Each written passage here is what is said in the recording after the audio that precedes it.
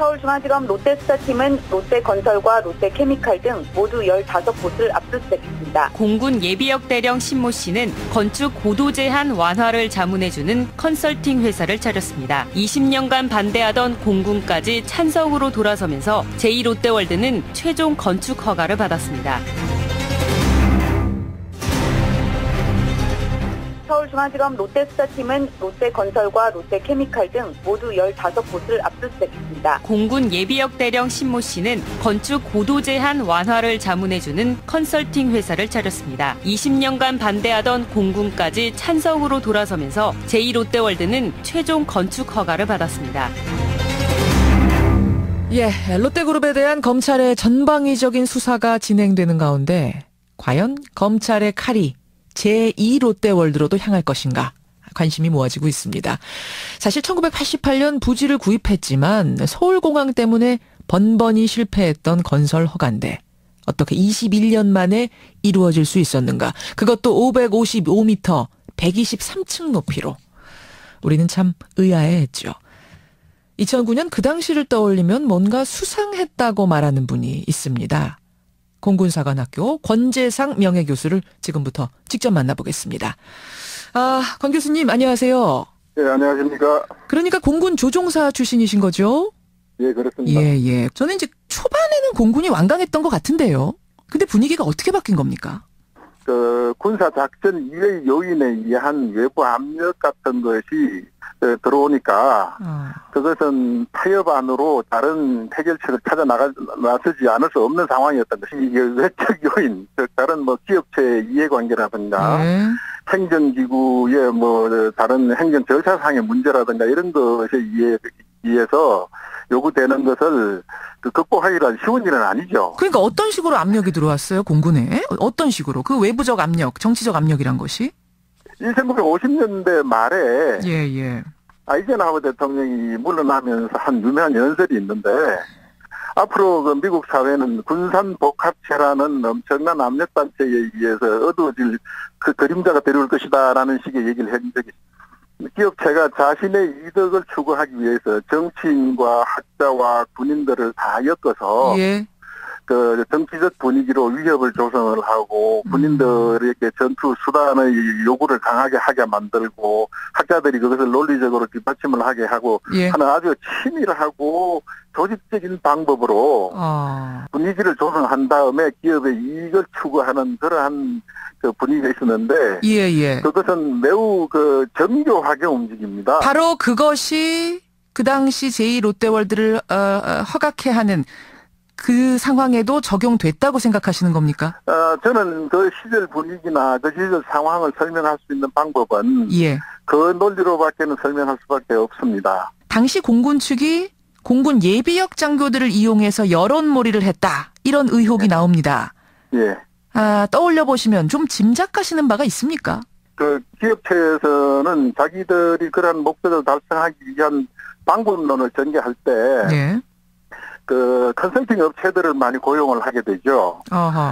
그 고용을 하게 되는데 그 컨설팅 업체는 기획을 도와줄 부서라든가 회사라든가 섭외를 담당한다든가 사업 자체를 추진하는데 도움을 줄 만한 이런 회사들을 계약을 할 때 그 회사들이 컨설팅 회사들이 예비역 장교들을 많이 고용을 합니다.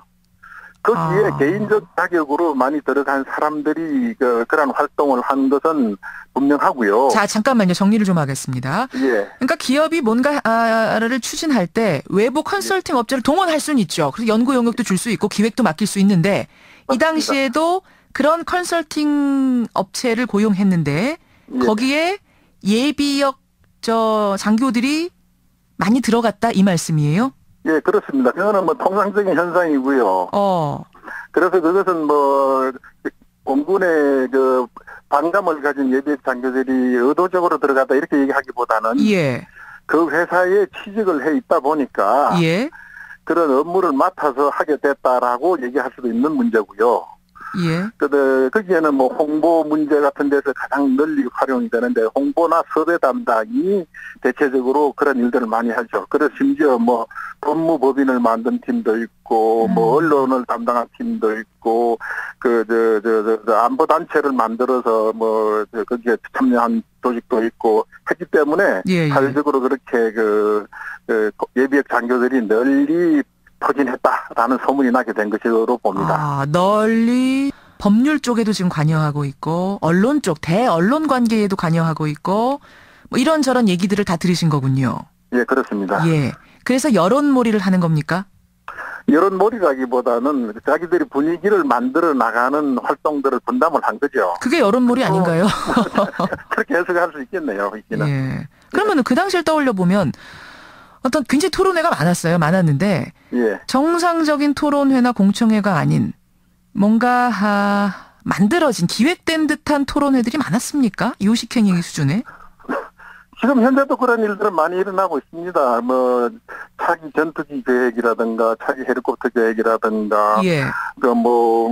군사 관계뿐만 아니고 뭐 새로운 일들이 일어날 때마다 그러한 의도적이고 아주 기획적인 소위 말해서 뭐라 그럽니까 관제된 토론회라든가 예. 이런 것들은 뭐 흔한 수법 아니겠습니까? 하하. 그래서 거기서는 객관적인 토론이라기보다는 예. 찬성을 하거나 예. 그쪽을 동조해 줄 수 있는 사람들을 동원해가지고 반대 의견을 묵살하는 것뿐만 아니고 자 봐라 이런 정도로 유리한 점이 있다. 이러한 정도로 하는 것이 국가적인 이익이다라는 이게 미장과 포장을 하는 것이죠. 아, 그러면서 소위 합리화 과정을 밟아 나간 거군요. 그렇습니다. 실제 효과가 있었습니까? 이런 작업들이? 그 효과가 있다 없다라고 얘기하기보다는 대부분 그러한 과정을 밟아서 수행한 일들은 예. 의도대로 다 통과되었다라고 봐야 합니다. 그러던 차에 예. 김은기 공군참모총장, 그 당시 김은기 공군참모총장이 롯데월드 허가에 반대하다가 임기를 8개월 두고 경질되는 일이 발생하죠.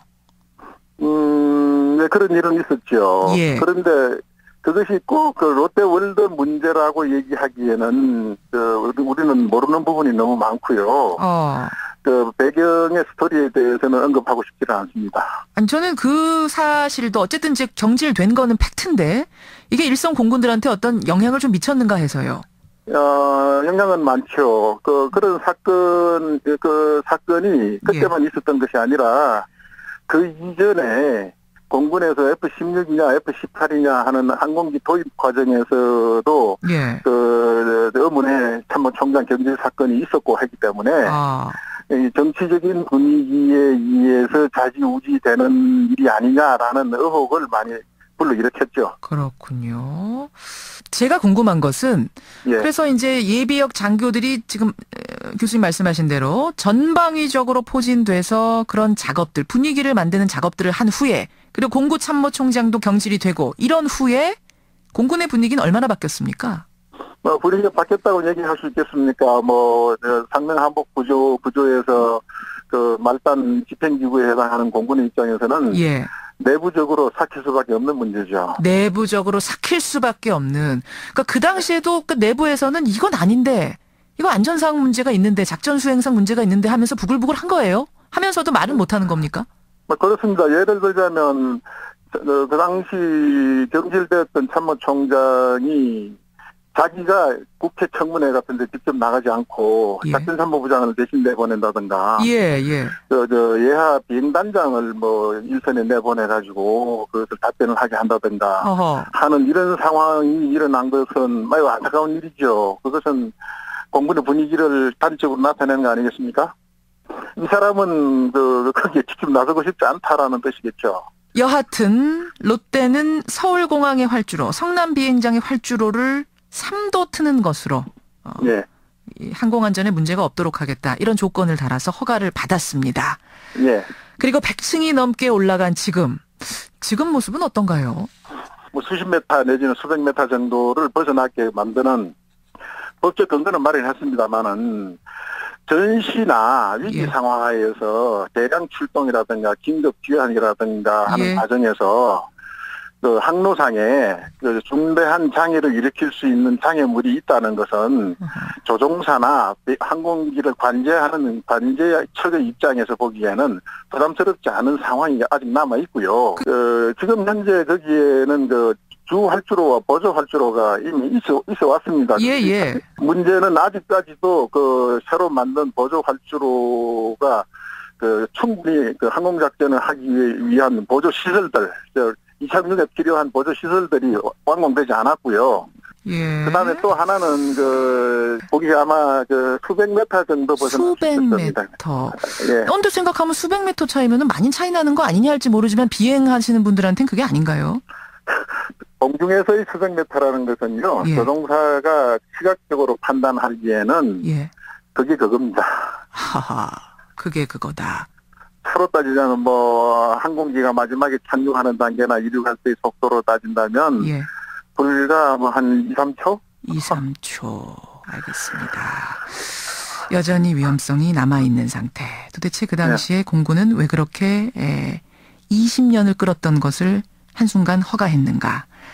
아직도 남아있는 미스테리고요. 아마 검찰 수사가 이 부분까지 가게 되지 않을까 하는 상황에서 그 당시를 좀 회고해봤습니다. 끝으로 검찰 수사 필요하다고 보세요? 제가 보기에는 검찰 수사 이상의 동원 가능한 행정적 절차가 필요하리라고 봅니다. 어허. 파급 효과가 엄청나게 커질 겁니다. 첫째는 국민들의 의식이 국가 안전보다는 특정한 기업체나 단체의 외부 압력에 의해서 좌지우지 될 수 있다는 전례를 남길 수가 있을 것이고요. 예.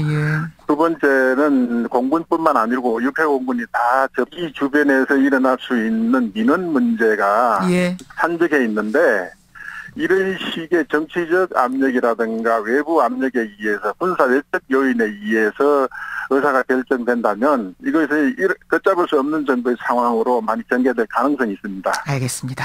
여기까지 말씀 듣겠습니다. 오늘 어려운 증언 고맙습니다. 예. 공군사관학교 명예교수, 공군 조종사 출신입니다. 권재성 교수였습니다.